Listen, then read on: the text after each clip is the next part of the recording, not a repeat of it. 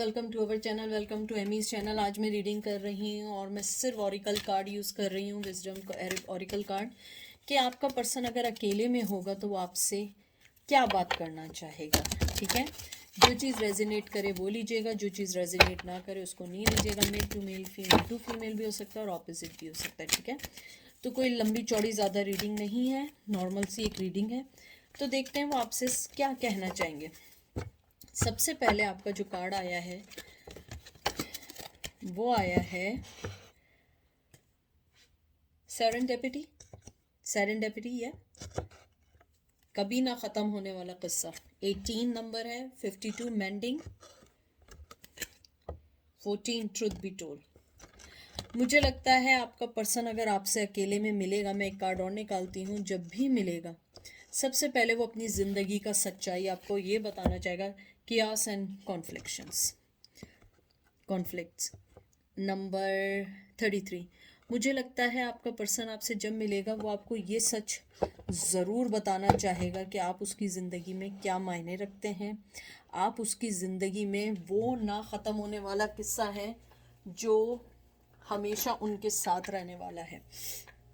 जैसे ये आपका आया है सेरेंडेपिटी, ये जो है बहुत खूबसूरत कार्ड है और ये इस चीज़ को पोर्ट्रेट करता है कि आप लोगों का जो रिश्ता है वो कभी भी उन चीज़ों पे नहीं है कि ज़रा सी चीज़ों और टूट जाए। हाँ, धूरी ज़रूर हो सकती है लेकिन ख़त्म नहीं हो सकता है, क्योंकि जो सेरेंडेपिटी है ये एक अपॉर्चुनिटी का, रेडी का, लक का, गुडनेस का कार्ड है, फॉर्चून का कार्ड है।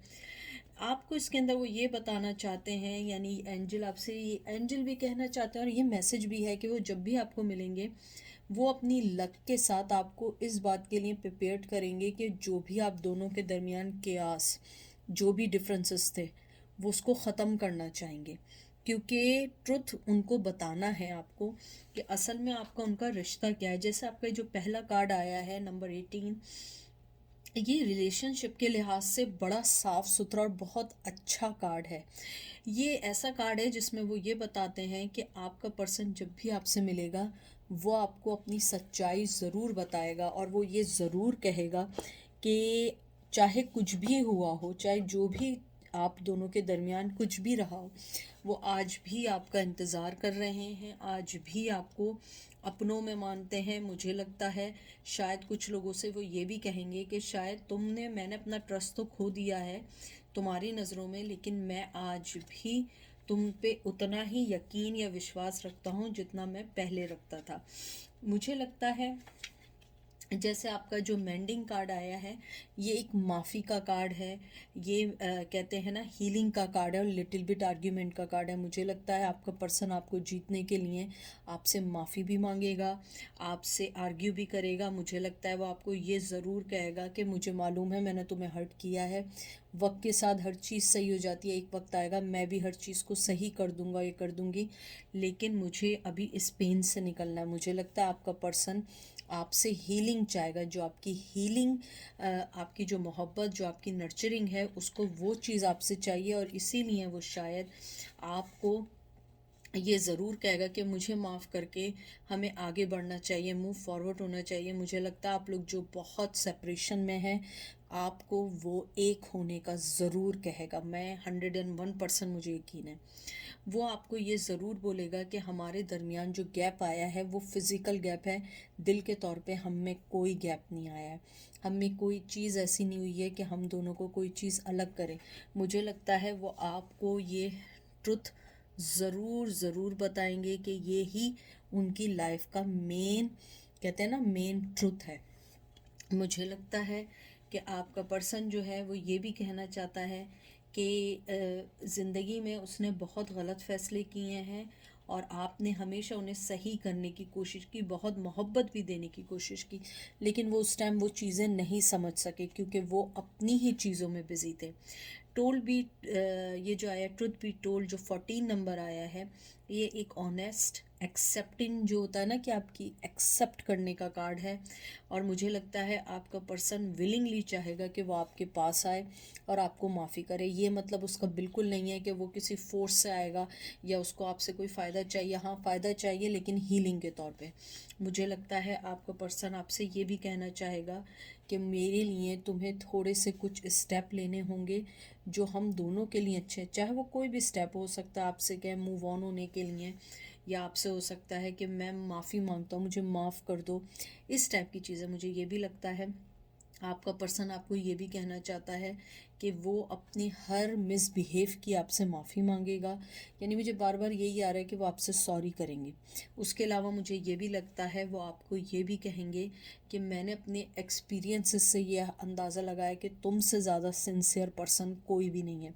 उसके बाद जो 33 नंबर आया है, मुझे लगता है कि वो आपके दरमियान जो भी चीज़ें चल रही हैं, जो भी लड़ाई झगड़े हैं, या जो भी चीज़ें हैं, जो भी क्यास है, जो भी आप दोनों के दरमियान आप दोनों को अलग कर रही है, आपका पर्सन उसे सही करेगा। मुझे लगता है आपका पर्सन वैसे बहुत ज़िद्दी है, बहुत स्टबन है, लेकिन मुझे लगता है वो आपके लिए अपने स्टबननेस को ख़त्म करेगा। वो डीप डाउन आपके बारे में सोचेगा, आपकी इम्पोर्टेंस को आपको ज़रूर बताएगा। मुझे लगता है वो आपको ये ज़रूर बताएगा कि मैं जो हूँ अपनी ज़िंदगी में तो रहा हूँ, जितना भी मैंने गलत किया है, लेकिन अब मैं सब कुछ सही करना चाहता हूँ, मैं इस क्यास को ख़त्म करना चाहता हूँ।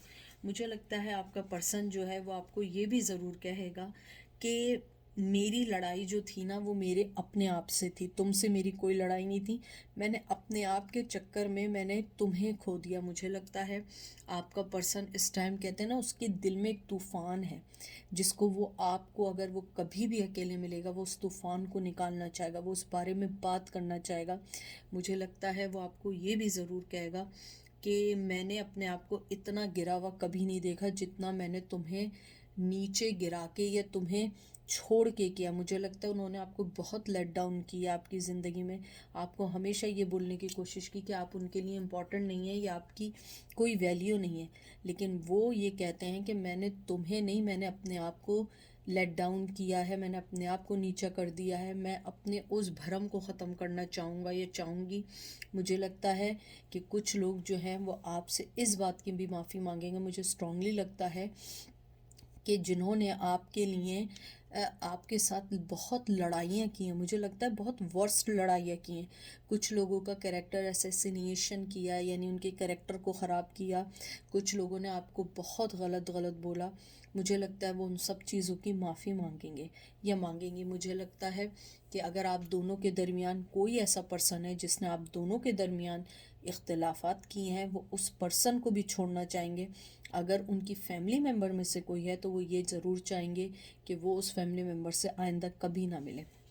ये देख लीजिए, न्यू लाइफ, न्यू लाइफ का कार्ड आया है, नंबर 39, बॉयज़। देख लीजिए, ये भी खूबसूरत कार्ड आया है। 48 नंबर आया है, और फिर देख लीजिए सोलमेट, नंबर 41। यानी मुझे ये सारे कार्ड देख के लगता है कि वो आपसे, जो मैंने पहली बात की थी, आपके साथ न्यू लाइफ गुजारना चाहते हैं। आप एक बहुत पॉइज, बहुत जेनरस, बहुत समझदार पर्सन है। मुझे लगता है कि कहीं ना कहीं वो इस भ्रम में थे कि आपके बगैर बहुत अच्छी ज़िंदगी होगी, लेकिन वो ज़िंदगी कुछ भी नहीं है आपके बगैर। मुझे लगता है आपके बगैर उन्होंने बहुत सारी चीज़ों को फेस किया है। जैसे आपका 39 नंबर आया, मुझे लगता है आपका पर्सन आपके पास आके एक फ़्रेश एयर फील करेगा। वो ये चाहेगा कि वो दोबारा से आपके साथ एक नई ज़िंदगी शुरू करे, और आप उनको भी अंडरस्टैंड करके उनको भी चांस दें नई ज़िंदगी में अपने साथ जाने का। मुझे लगता है आपका पर्सन न्यू एनर्जी के साथ आएगा और ओल्ड एनर्जीज़ को ख़त्म करेगा। मुझे लगता है बहुत स्वीट, बहुत वाइब्रेंट, और बहुत, कहते हैं ना, विंटरी लाइक ना, आप लोगों को मोहब्बत मिलेगी, जो नहीं होता एक सर्दी की, कहते हैं। मुझे लगता है कि आप लोग बहुत पैशन, बहुत एक्साइटमेंट फील करेंगे जब आप उनसे मिलेंगे। मुझे लगता है आपका पर्सन आपको देख के बहुत खुश होगा, बहुत खुश होगा, क्योंकि आप उनके लिए एक बहुत कहते हैं ना कि बहुत पॉइस, बहुत जेनरस, बहुत पाक पर्सन है। जैसे पॉइज आया ये है कि पॉइज जो आया है इसके अंदर वो आपको ये कहना चाहते हैं कि आप बहुत कॉन्फिडेंट रहें, आप बहुत खुश रहें, क्योंकि आप एक बहुत कॉन्फिडेंट और हैप्पी पर्सन है। मुझे लगता है आपके पर्सन आपकी यही बात पसंद करते हैं कि आपका लव, आपकी फ्रेंडशिप, आपकी हारमनी, आपकी कनेक्शन, आप जिस पे हाथ रखते हैं वो हर चीज़ बहुत अच्छा वर्क करती है। और उसके साथ आपका पर्सन आपको अपना सोलमेट फील करता है। मुझे लगता है आप उनकी सोल फैमिली से हैं। आप जितना भी अलग होना चाहे आप अलग नहीं हो सकते। मुझे ये भी लगता है आपका पर्सन आपको ये कहना चाहता है कि तुम्हारे साथ जो मुझे हारमनी, जो मुझे लव, जो फ्रेंडशिप, जो कंपेनियनशिप और जो मैं अपने अंदर ग्रोथ देखती हूँ वो मैं किसी के साथ नहीं देखती। मुझे लगता है आपका पर्सन आपसे ये ज़रूर कन्फेस करेगा कि तुम मेरा एक डीपेस्ट लव हो। शायद मैंने बहुत लव किए हो, बहुत अफेयर किए हो, बहुत चीटिंग की हो, लेकिन तुम वो मेरा सोलमेट हो, तुम वो मेरा रियल लव हो जिसके लिए कोई भी कंपैरिजन नहीं है, कोई उसके लिए फ़ाइट नहीं कर सकता।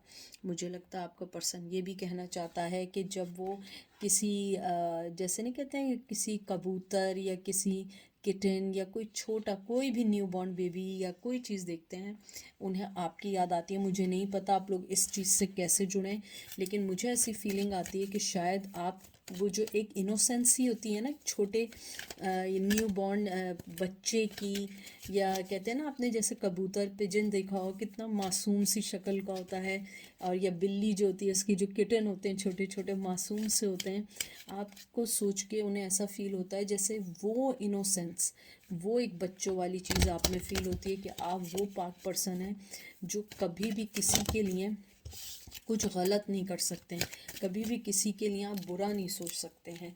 मुझे ये भी लगता है कि आपका पर्सन चाहता है कि आपके पास आए और आपको अपनी ज़िंदगी में वो सारी इम्पोर्टेंस दे जो आप डिज़र्व करते हैं। लेकिन वो इस टाइम टिकटॉक कहते हैं ना टिकटॉक में है, क्योंकि वो ये समझते हैं कि अभी वो टाइम नहीं आया है। डिवाइन टाइमिंग पे यकीन करना है, डिवाइन टाइमिंग पे आना है, और उन्हें लगता है कि सबसे पहले हमें क्लीन अप करना है अपने ओल्ड वेज़ को, फिर हमें न्यू वे में आना है। मुझे लगता है वो आपके साथ फेयर होना चाहते हैं, आपके साथ फेयरली हर काम करना चाहते हैं और आपको मोहब्बत देना चाहते हैं। और मुझे लगता है इसका एंड यही है कि वो जब भी आपसे मिलेंगे अकेले में वो अपनी मोहब्बत के साथ आपको फॉरगिवनेस कहते हैं ना कि वो चाहेंगे कि आप उन्हें फॉरगिव कर दें, और वो आपसे चाहते हैं कि आप उन्हें माफ़ कर दें और आपको अपनी ज़िंदगी का हिस्सा बनाना चाहेंगे। ये थी आज की, आई होप आपको पसंद आएगी। अपना ख्याल रखिएगा, दुआ में याद रखिएगा। Take care, bye.